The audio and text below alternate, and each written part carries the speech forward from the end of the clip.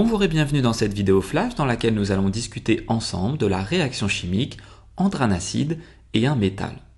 Il faut dans un premier temps définir quel est l'acide que l'on va choisir. Il s'agira ici d'une solution d'acide chlorhydrique. En ce qui concerne le métal, on choisira du fer en poudre que l'on appelle également de la limaille de fer.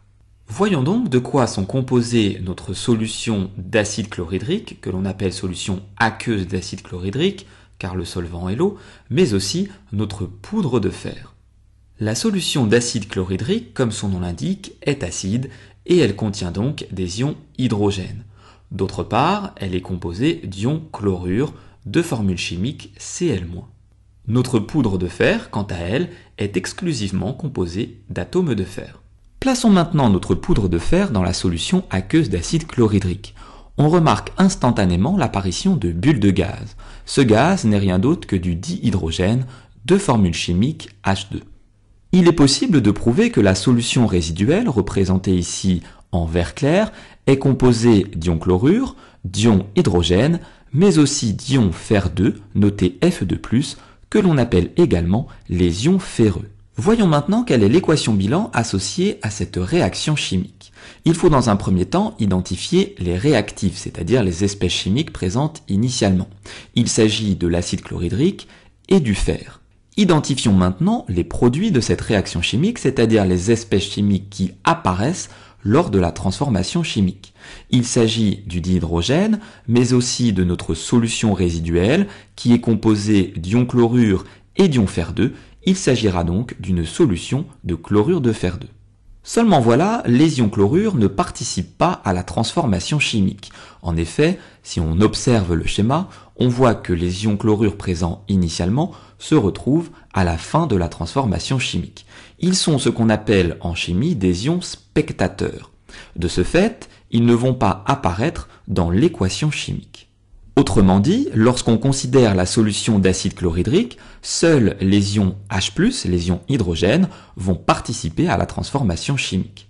La poudre de fer est quant à elle composée d'atomes de fer.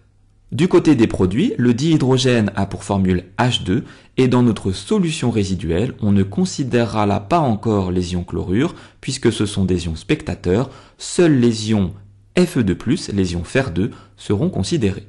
Cette équation bilan peut également être écrite en utilisant les symboles utilisés sur le schéma.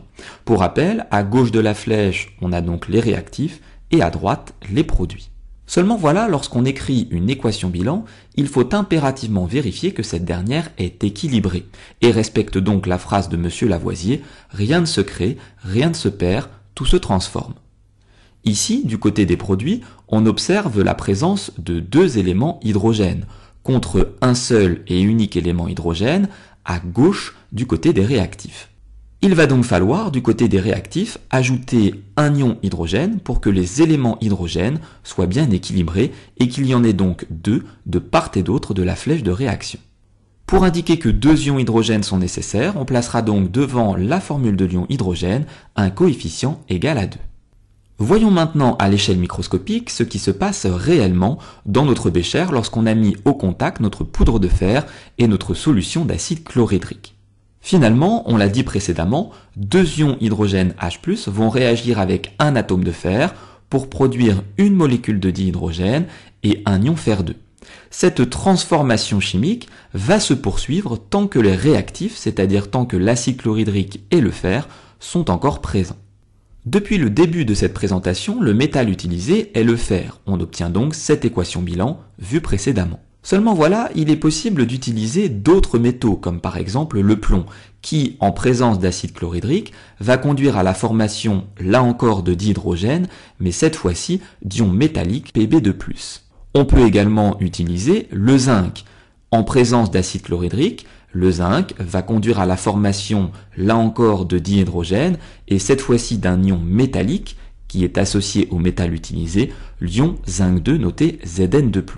Cependant, attention, certains métaux, comme l'or, l'argent ou encore le cuivre, ne vont pas être attaqués par l'acide chlorhydrique et ne vont donc pas conduire à la formation de dihydrogène et d'ions métalliques correspondants.